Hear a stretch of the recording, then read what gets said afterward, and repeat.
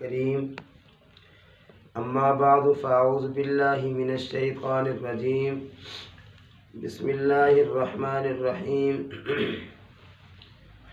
قل انما حرم ربی الفواحش ما ظہر منها وما بطن والاسم والبغی بغیر الحق وان تشرکوا باللہ ما لم ينزل به علیکم سلطانا وان تقولوا علی اللہ ما لا تعلمون وَلِكُلِّ أُمَّةٍ أَجَلٌ فَإِذَا جَاءَ أَجَلُهُمْ لَا يَسْتَأْخِرُونَ سَاعَةً وَلَا يَسْتَقْدِمُونَ صدق اللہ العظیم۔ درود پاک پڑھنے سارے دوست۔ اللہم صلی علی محمد وعلی آل محمد كما صلیت علی ابراہیم وعلی آل ابراہیم انک حمید مجید۔ اللهم بارك على محمد وعلى آل محمد كما باركت على إبراهيم وعلى آل إبراهيم إنك حميد مجيد۔ انتہائی واجب الاحترام میرے محترم دوستوں اور بزرگوں، قرآن پاک کے 8ویں پارے کی 2 آیت مبارکہ تلاوت کی ہیں۔ اللہ رب العالمین دین کو سمجھنے کی اور اس پر عمل کرنے کی توفیق عطا فرمائے۔ اصل بھائی عمل ہے، اگر عمل کریں گے تھوڑا علم بھی ہوگا تو گزارا ہو جائے گا، علم زیادہ ہو اور عمل نہ ہو تو اس علم کا کوئی فائدہ نہیں ہے۔ ان 2 آیت مبارکہ میں سے جو پہلی آیت ہے اس میں اللہ پاک نے 5 باتیں ارشاد فرمائی۔ جناب نبی کریم صلی اللہ علیہ وسلم سے فرمایا، اے محبوب آپ فرما دیجئے انما حرم ربی الفواحش، بے شک میرے رب نے حرام کیا ہے بے حیائی کی باتوں کو، بے حیائی کی چیزوں کو۔ نمبر 2، میرے رب نے حرام کیا ہے گناہ والے کاموں کو۔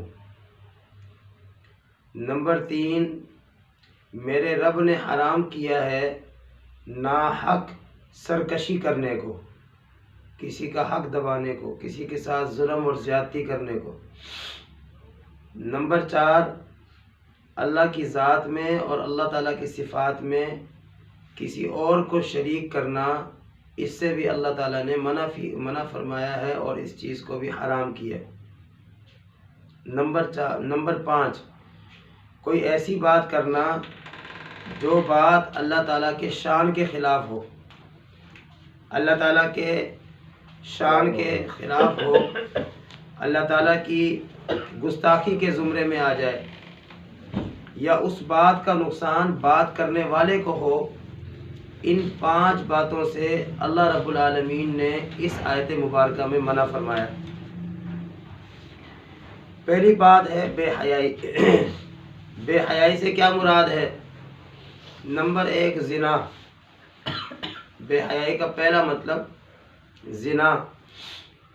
زنا کس کو کہتے ہیں؟ ہم سب جانتے ہیں، کسی بھی مرد کا کسی عورت کے ساتھ ناجائز تعلق۔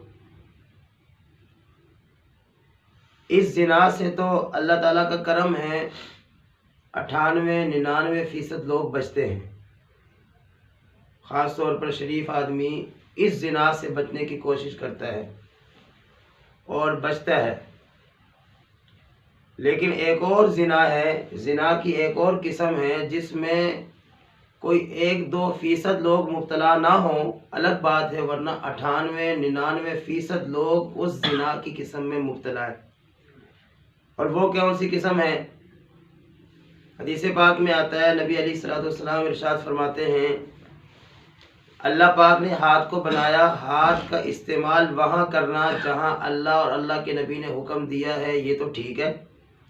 اگر ہاتھ کا استعمال ناجائز جگہ پر کیا گیا، ناجائز جگہوں پر ناجائز کاموں کے لیے کیا گیا تو یہ ہاتھ کا زنا ہے۔ پاؤں سے چل کر انسان اللہ اور اللہ کے رسول کی نافرمانی کی طرف جائے تو یہ پاؤں کا زنا ہے۔ زبان سے غلط بات نکالے، کسی کو گالی دے، کسی کی غیبت کرے، کسی کی برائی کرے، یہ زبان کا زنا ہے۔ کان کا زنا کسی کی غیبت سننا، گانے سننا، ہاں جی، اس طرح کی فحش اور بے مقصد لغو قسم کی باتیں سننا، یہ کان کا زنا ہے۔ آنکھوں کا زنا بد نظری کرنا، غیر محرم عورتوں کو دیکھنا، فلمیں دیکھنا، ڈرامے دیکھنا، یہ آنکھ کا زنا ہے۔ تو وہ جو شرمگاہ والا زنا ہے، اس زنا سے تو تقریباً 98-99% بچنے کی لوگ کوشش کرتے ہیں، بچ جاتے ہیں اللہ کی توفیق سے۔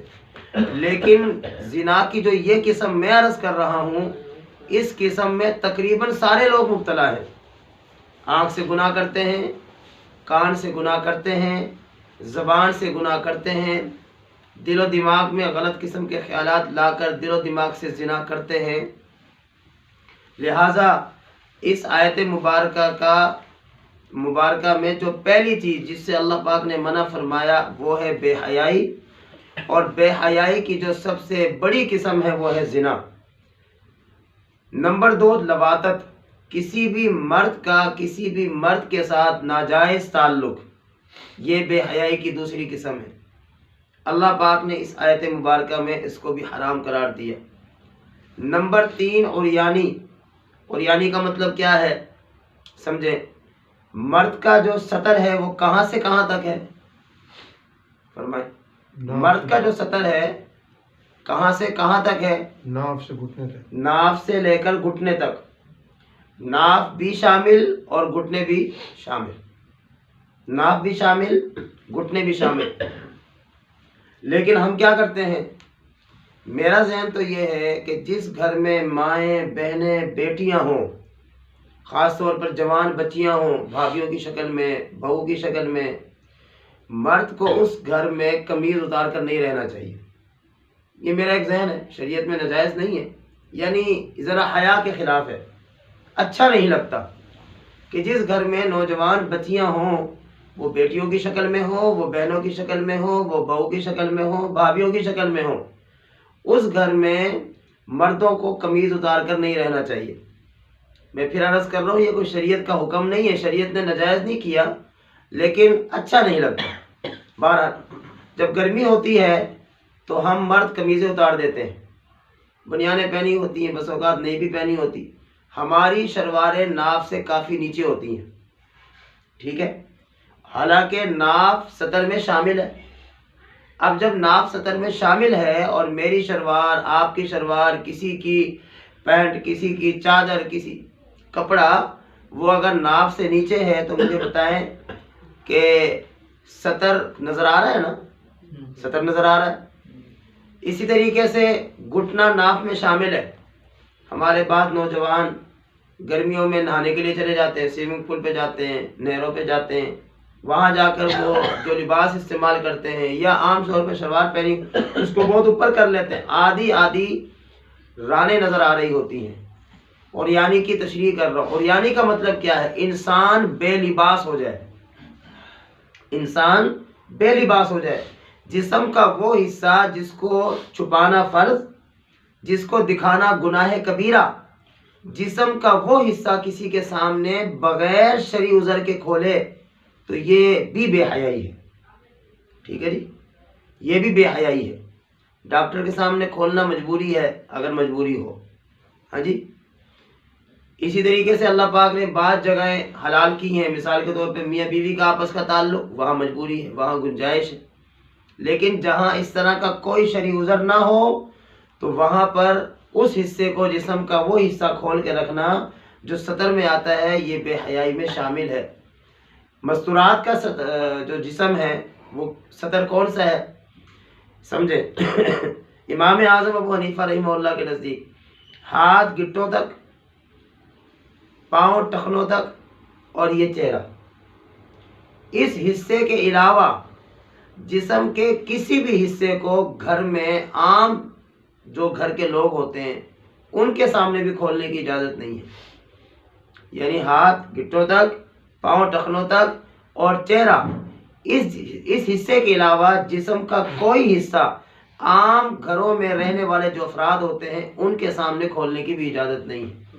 یہی وجہ ہے بیٹا جب گھر میں داخل ہو، بھائی گھر میں داخل ہو، ایسا کوئی مرد گھر میں داخل ہو کہ جس کے لیے آگے جو مستورات ہیں وہ محرم ہو، ان کے لیے حکم کیا ہے؟ دروازہ بجا کر داخل ہو. ورنہ بیٹے کا اپنا گھر ہے، دروازہ کیوں بجانا ہے؟ میری بات سمجھے بھائی، بھائی کا اپنا گھر ہے، دروازہ کیوں بجانا ہے؟ یہ احتیاط کیوں ہے؟ ممکن ہے، میری بات سمجھیں گے، کہ کوئی خاتون گھر میں کام کر رہی ہو، ہوتا ہے نا گھر میں کام کر، اب کام کے دوران ذرا انسان بے احتیاطی کر لیتا ہے، جی شلوار اوپر کی ہوئی ہے، دوپٹہ سر پہ نہیں لیا ہوا، وغیرہ وغیرہ. تو جب دروازہ بجائیں گے تو وہ خاتون فوری طور پر اپنے آپ کو صحیح حالت میں لے آئے گی. وہ حالت جو بیٹے کے لیے یا بھائی کے لیے یا وغیرہ وغیرہ ان کے لیے مناسب نہیں ہے، وہ عورت اپنی حالت کو بدل لے گی، سر پہ دوپٹہ لے لے گی، پائچہ نیچے کر لے گی، کپڑے صحیح کر لے گی، تاکہ میری بات سمجھے، تاکہ جسم کے اس حصے پر بھائی کی، بیٹے کی، ان کی بھی نظر نہ پڑے کہ یہ عورت کا سطر ہے. لیکن اگر عورت نے باہر جانا ہے، سمجھے، اگر عورت نے گھر سے باہر نکلنا ہے، اب اس کے لیے پاؤں کو بھی چھپانا چاہیے، اس کو ہاتھ بھی چھپانے چاہیے اور چہرہ بھی چھپانا چاہیے. گھر سے باہر نکلنا ہے جہاں پر غیر لوگ ہیں، گھر میں بھی غیر ہوتے ہیں لیکن ان کی نوعیت تھوڑی سی تبدیل ہو جاتی ہے، وہ بیٹوں کی شکل میں، یعنی نکاح تو نہیں ہو سکتا نا ان سے، بھائی سے نکاح تو نہیں ہو سکتا، لیکن وہ ذرا رشتے کی نوعیت بدل جاتی ہے، وہاں ذرا احترام آ جاتا ہے، تقدس آ جاتا ہے.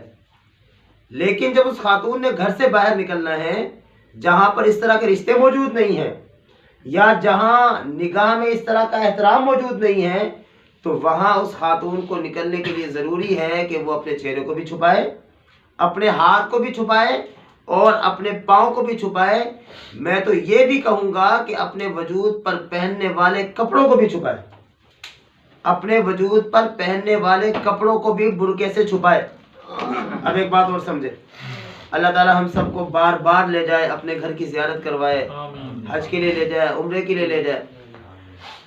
ایک خاتون احرام باندھ کر طواف کر رہی ہو، اگر دوران طواف اس کا یہ چہرے پر کپڑا لگ جائے، حجاب والا کپڑا لگ جائے، دم واجب ہوتا ہے. جو حضرات گئے ہیں نا انہیں پتہ ہوگا کہ دوران طواف عورت کے چہرے پر اگر حجاب جو اس نے برقع پہنا ہوتا ہے نا اس کا کپڑا لگ جائے، دم واجب ہوتا ہے، یعنی جرمانہ دینا پڑتا ہے. یہ دوران طواف چہرے پر کپڑا لگنا یہ غلطی شمار ہوتا ہے. سمجھ آ رہی ہے؟ اب ہونا تو یہ چاہیے تھا کہ جب دوران طواف چہرے پر کپڑا لگ رہا ہے اور اس کی وجہ سے دم واجب ہو رہا ہے تو چہرے پر کپڑا نہیں ہونا چاہیے، چہرے پر کپڑا نہیں ہونا چاہیے. لیکن کیا دوران طواف چہرے کا پردہ ختم ہو جاتا ہے؟ نہیں. یہ جو بھائی نے ٹوپی پہنی ہوئی ہے نا، اس طرح کی جو ٹوپیاں ملتی ہیں نا، اس کے آگے وہ شیڈ سا بنا ہوتا ہے، کیپ کہتے ہیں اس کو، اس طرح کی ٹوپیوں پر وہ کپڑا سلائی کیا جاتا ہے، ملتی ہے وہ کپڑا سلائی کیا جاتا ہے، چونکہ وہ چہرے سے تھوڑا سا آگے ہو جاتا ہے، پھر جب وہ لٹکتا ہے نا تو وہ تھوڑا سا چہرے سے دور ہو کے لٹکتا ہے، پھر وہ یوں لٹکتا ہے تو عورت اس کو نیچے سے پکڑ لیتی ہے. تو چونکہ وہ یہاں سے کپڑا یوں لٹک کے آ رہا ہوتا ہے تو چہرے اور اس کپڑے کے درمیان فاصلہ ہو جاتا ہے، وہ چہرے کو لگتا نہیں ہے. عورت مسلسل 7 چکر اس نے بیت اللہ کے مطاف کے اس نے پورے کرنے ہیں اور پھر اس نے صحیح کرنی ہے صفا مروہ کی.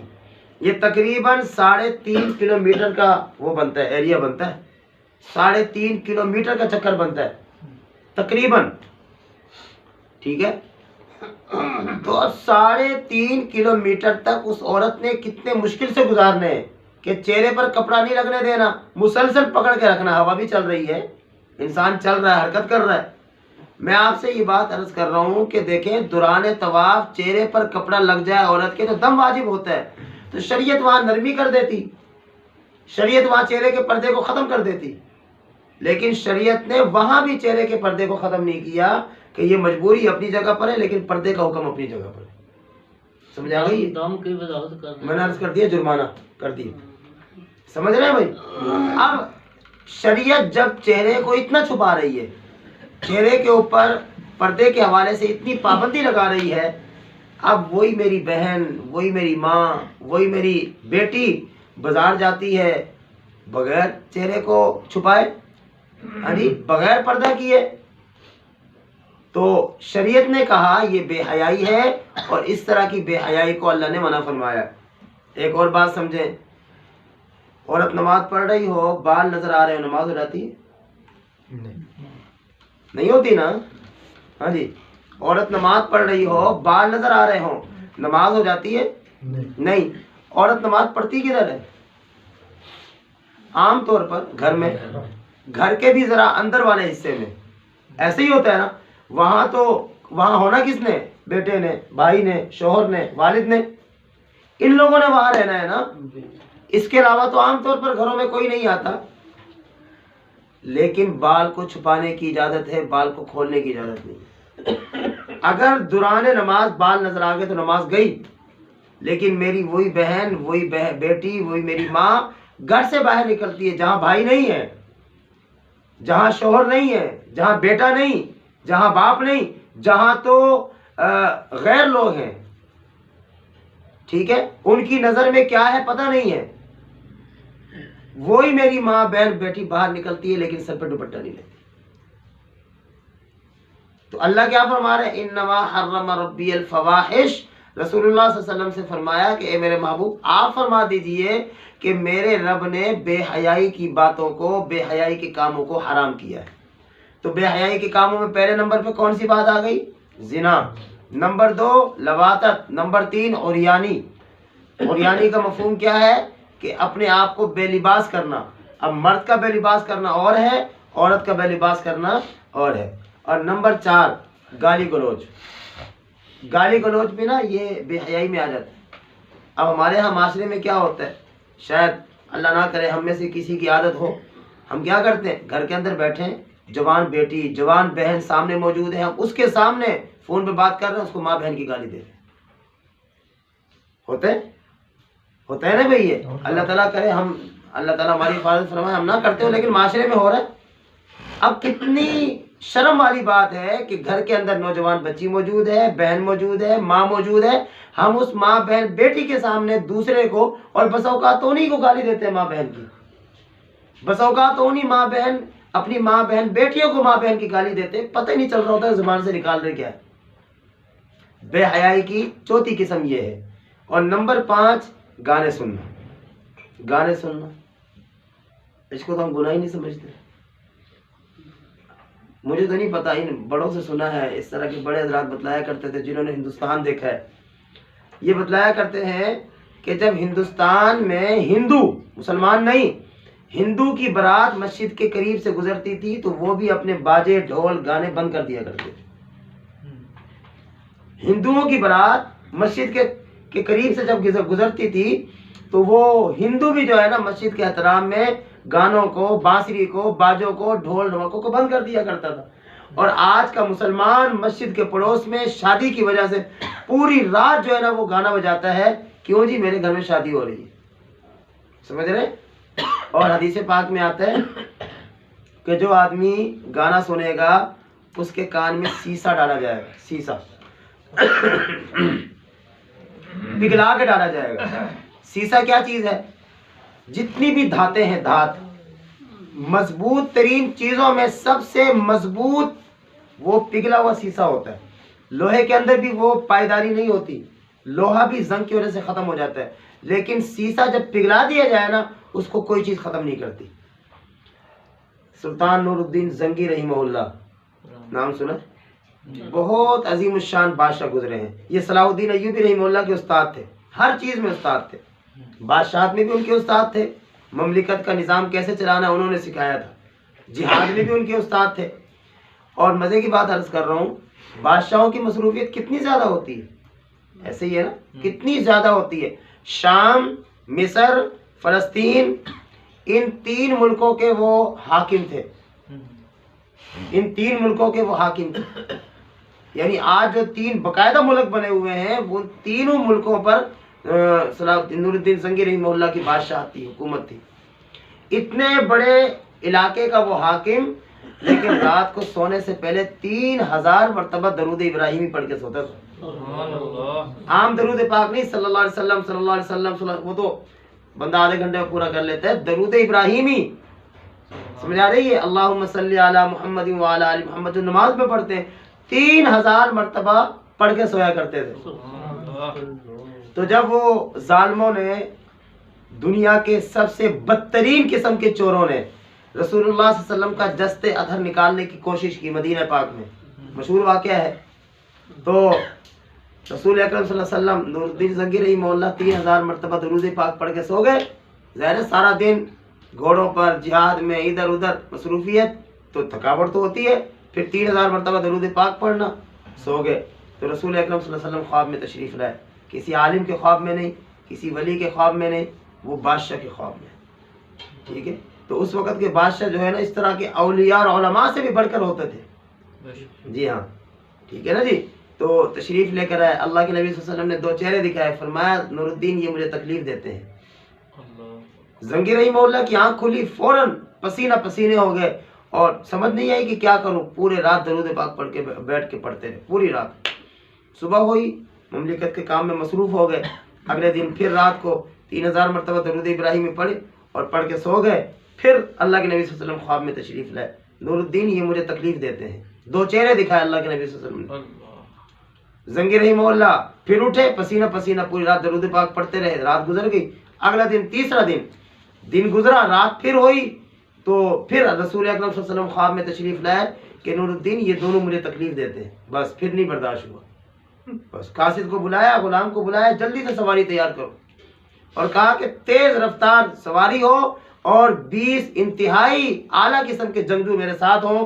وہ سفر جو 36 دنوں میں، شام سے مدینہ پاک کا سفر 36 دنوں میں طے ہوا کرتا تھا، نور الدین زنگی رحمہ اللہ نے 16 دنوں میں وہ سفر انتہائی تیز رفتاری کے ساتھ بغیر رکے اس سفر کو 16 دنوں میں پورا کیا۔ وہاں گئے، خیر لمبا واقعہ ہے، جب نور الدین زنگی رحمہ اللہ، لائٹیں تو ہوتی نہیں تھی، چراغ لے کر زنگی رحمہ اللہ سرنگ میں گھسے جو وہ کھود رہے تھے، تو سیدنا عمر فاروق رضی اللہ تعالیٰ عنہ کے پاؤں تک پہنچ چکے تھے، پاؤں تک پہنچ چکے تھے۔ خیر زنگی رحمہ اللہ نے پھر ان کو پکڑا، ان کے ساتھ جو کرنا تھا کیا، تو پھر وہ روضہ پاک کی چاروں طرف زمین پانی تک کھدوا کرنا، وہاں سیسا ڈالا۔ اس سیسے پر میں نے یہ بات عرض کی، وہ ڈالا پگھلا کر، اور وہ اتنی یعنی مضبوط دھات ہے، آج تک موجود ہے۔ اصل روضہ پاک کا کوئی دروازہ نہیں ہے، کوئی دروازہ نہیں ہے۔ تاریخی جو بات ہے وہ یہی ہے کہ چاروں طرف سے کھدوا کر اوپر تک وہ دیوار جو بنوائی گئی شیشے کی بنوائی گئی، اب اندر اصل قبر مبارک تک پہنچنے کا کوئی رستہ نہیں ہے۔ تو شیشہ اس آدمی کی آنکھ میں پگھلا کے ڈالا جائے گا جو آدمی گانے فلمیں دیکھتا ہے، اور کان میں ڈالا جائے گا جو آدمی گانے سنتا ہے۔ اور ہمارے ہاں وقت پاس کرنے کے لیے گانے، ہم کہتے ہیں چلو وقت نہیں گزر رہا، گانے لگا دیں، ہاں جی، فلمیں دیکھ رہے ہوتے ہیں۔ اس قدر بے حیائی اور عیاشی اور فحاشی پر مبنی وہ فلمیں ہوتی ہیں، سچی بات یہ ہے کہ شریف آدمی نہیں دیکھ سکتا، ہمارے یہاں چلتی ہیں۔ تو بے حیائی میں یہ بات بھی آ جاتی ہے، یہ چیز بھی آ جاتی ہے۔ حدیث پاک میں آتا ہے انسان کی موت جس حالت میں ہوگی اسی حالت میں جو ہے نا اس کو اٹھایا جائے گا۔ گاڑی میں سفر کر رہے ہیں، فلم چل رہی ہے، ہاں جی، 40 50 60 70 آدمی گاڑی میں بیٹھا ہوا ہے، ڈرائیور بھی جھوم رہا ہے، ہاں جی، رات کا وقت ہے، موٹر وے ہے، بہترین روڈ بنا ہوا ہے، بہترین گاڑی ہے، فلم چل رہی ہے، کوئی ماحول سا اس طرح کا بنتا ہے، اللہ نہ کرے نیند کا جھٹکا لگے، ہاں جی، ایکسیڈنٹ ہو، بندے مر جائیں۔ اب جو فلم دیکھتے ہوئے مرے ہیں تو مجھے بتائیں کہ کل قیامت والے دن ہونا کیا ہے؟ پھر جو گانے سنتے ہوئے مرے کہ کل قیامت والے دن ہونا کیا ہے؟ پھر ہم تو ان چیزوں سے بالکل ہی غافل ہیں، بالکل ہی غافل ہیں۔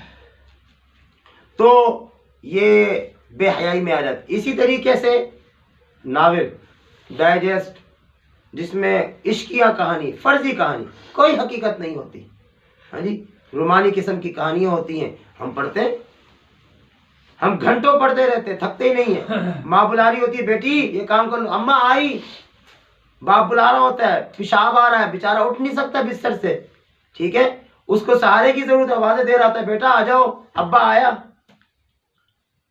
ہم کہانیاں پڑھ رہے ہیں۔ یہ بھی بے حیائی میں آ جاتی ہے۔ مانے نہ مانے وہ الگ مسئلہ ہے، سمجھ آ رہی ہے؟ ہم مانے یا نہ مانے یہ الگ کہانی ہے۔ ہمارے ابا جی زندہ نہیں ہیں آج، ہمارے دادا جی زندہ نہیں ہیں، پردادا زندہ نہیں ہے، آج ہم ہیں، کل کو ہم بھی نہیں ہوں گے۔ جو انہوں نے کیا وہ بھگت رہے ہوں گے، جو ہم کر رہے ہیں ہم نے بھی بھگتنا ہے۔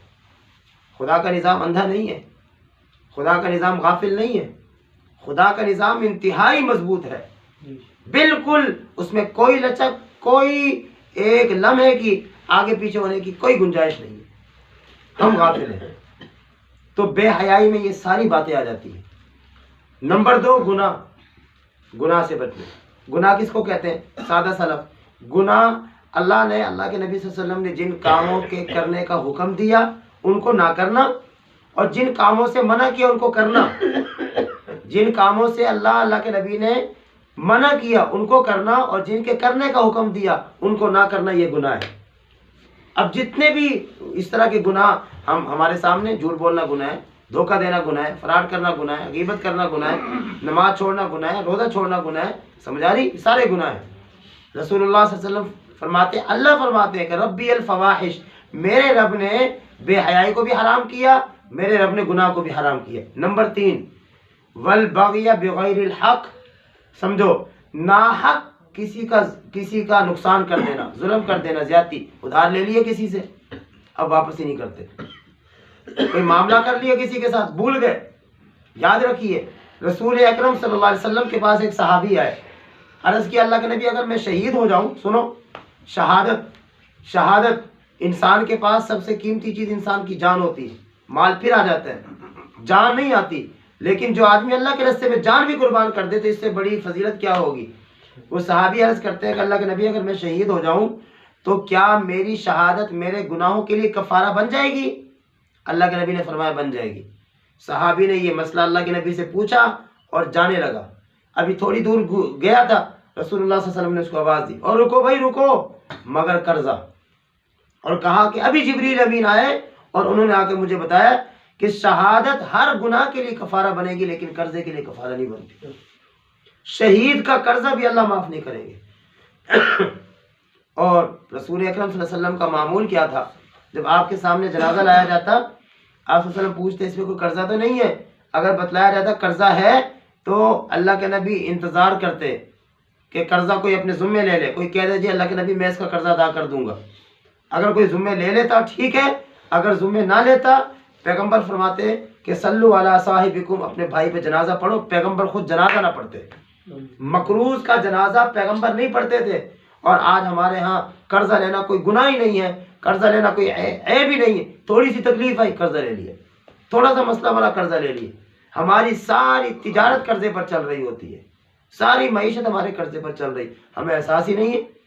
اور حدیث پاک میں آتا ہے اگر کسی آدمی نے کسی کا ایک بالش جگہ، بالش یہ ہے جگہ، ایک بالش جگہ قبضے میں کر لی، اس پر قبضہ کر لیا، تو وہ بالش جگہ ساتوں زمین سمیت کل قیامت والے دن اس کے گلے میں ڈالی جائے گی اور یہ اس کو گھسیٹتے ہوئے لے کر جائے گا۔ کسی جانور پر قبضہ کر لیا، وہ جانور کل قیامت والے دن اس کے سر پہ رکھ دیا جائے گا اور وہ جانور اس کو اٹھا کر میدان حشر کی طرف لے کر جائے گا۔ اتنا آسان نہیں ہے۔ اللہ تعالیٰ کے معاملات اپنی جگہ، لیکن جو بندوں کے معاملات ہیں وہ کسی صورت معاف نہیں ہوں گے، کسی صورت معاف نہیں ہوں گے، بالکل کسی صورت معاف نہیں ہوں گے۔